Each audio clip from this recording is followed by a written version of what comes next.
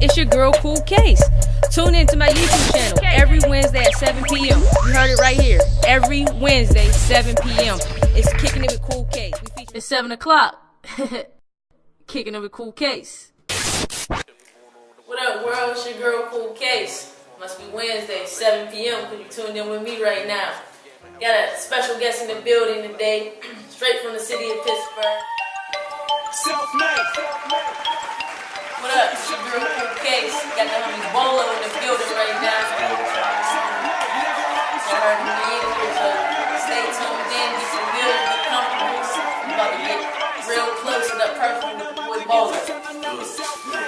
Alright, so, you know, a lot of people don't know who you are or what it is that you do, so why don't you introduce yourself to them, let them know who it is you are. My name is BOLO, you know what I mean? I do music, just like, you know, a lot of people in the bird, they granted, and I'm also the president of Business Code Media LLC, and we just, you know, just working to get there. When I started out like a lot of cats in the bird, you know, came from the Shadow Lounge, freestyle and kicking it with them, you know, just building it up. Yeah. Wow. What else? Yeah, I mean, you can check me out. We getting ready to drop a tape called The Gospel of Wealth real soon. You can check me out on Spotify right now. Make sure you add me to your playlist and need them streams. Love everybody over in France, wherever you mean. But definitely them streams and keep messing with us. The tape's on the way. Yeah, I mean, I'm all over the city, so you want to see me around. Okay, so you said you do music. What type of music is it that you do? Rap, sing? What is it? I don't do it like everybody else. You know, I tell what's going on out here. Like, I just rap what I see.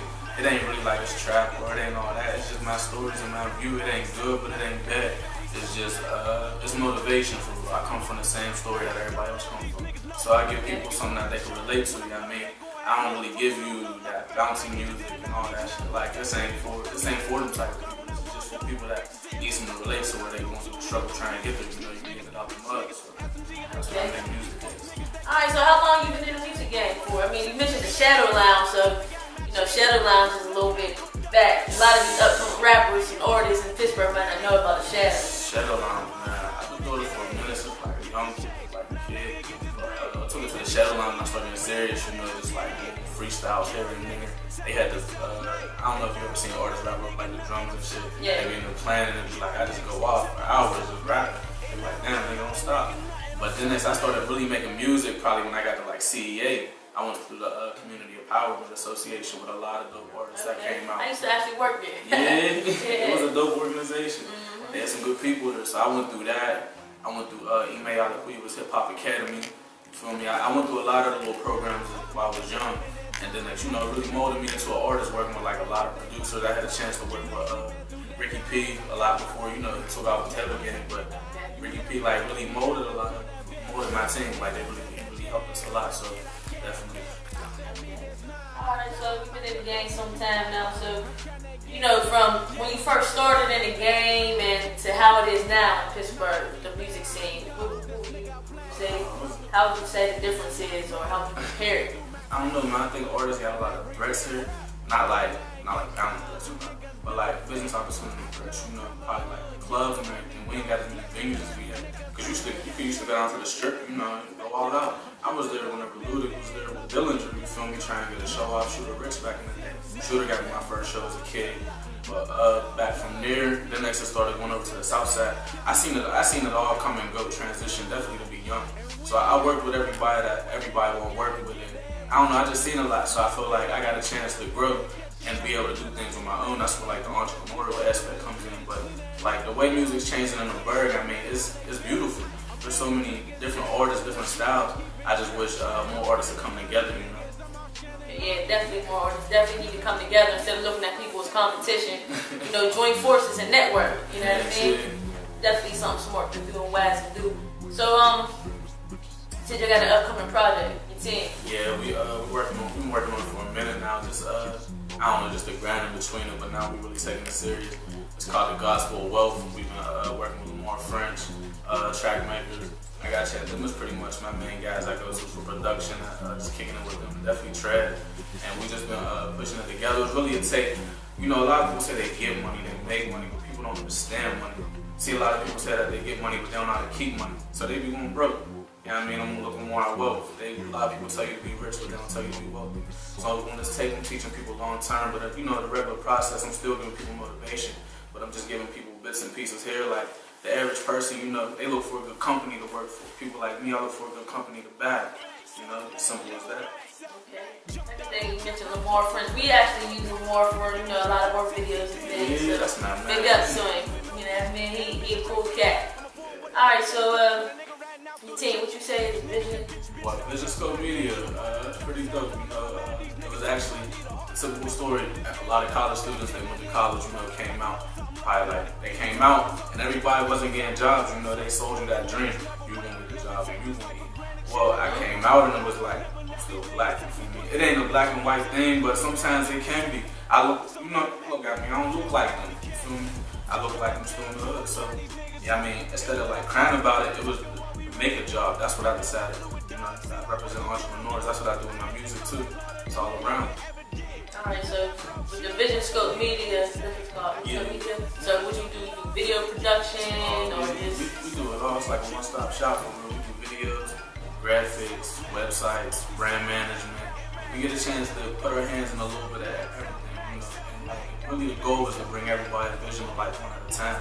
It's taking that time with them. You know, people don't really get to see me working on it. They get to see like my team working on it most of the time. But I'm definitely there, like looking over every project and designing it.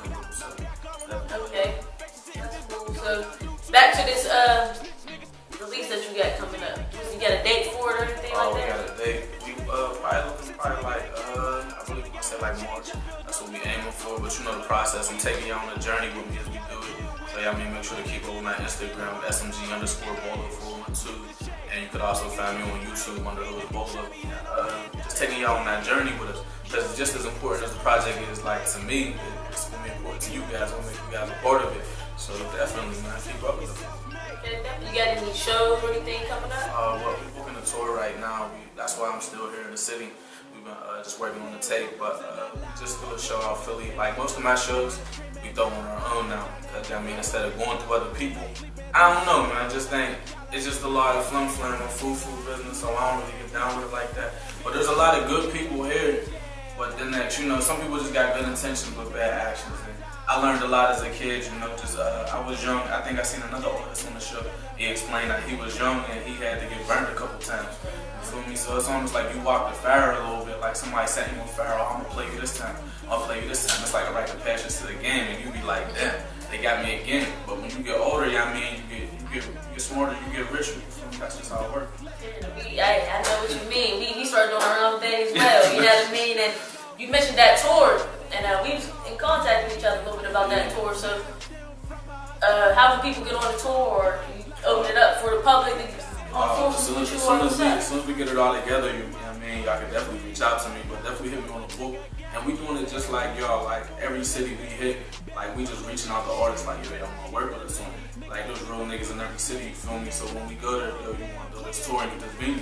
And I mean, that's how I started it. It was like, I looked at Philly, I met a Philly, like, yo, you want to do it? All right, let's do it. I was asking people on the bird, but you know, I don't know what it was, so I mean. Yeah, I know, I heard something about it. I think, yes, one of my artists came around a little late on us. Yeah. We had a little bit of things going on. Yeah, it don't be like no hard feelings about it. It just be like, you know, it's just business, keep it pushing. But I definitely would like to bring it back on. But the more I see these venues getting closed down, it's like. It's hard. It's hard in Pittsburgh. Only thing we got left is probably like the Altar and.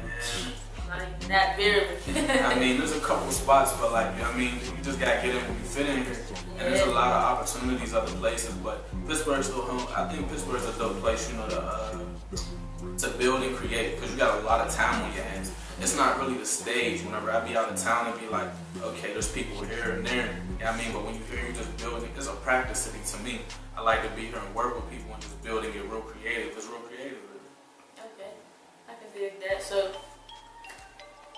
We're going to rewind this a little bit and go back to we got you one rap. Yeah, I mean, rap. You know, got me one rap. Do music, period. Man, I seen that nigga Biggie with the little bubble coats on.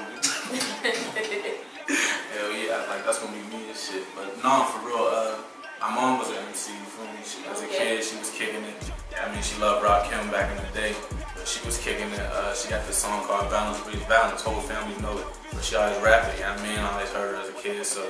I don't know, and I feel like just living where I live, there's just so much to say. No matter like even if you do like go to college or you go far, you still can't forget where you came from. So there's so much to really say. Like my music, it ain't really like, you know, most niggas be super trapped out and da da da da da. I ain't telling you that, but I ain't telling you to be broke. I'm just telling you to make amends with me somehow.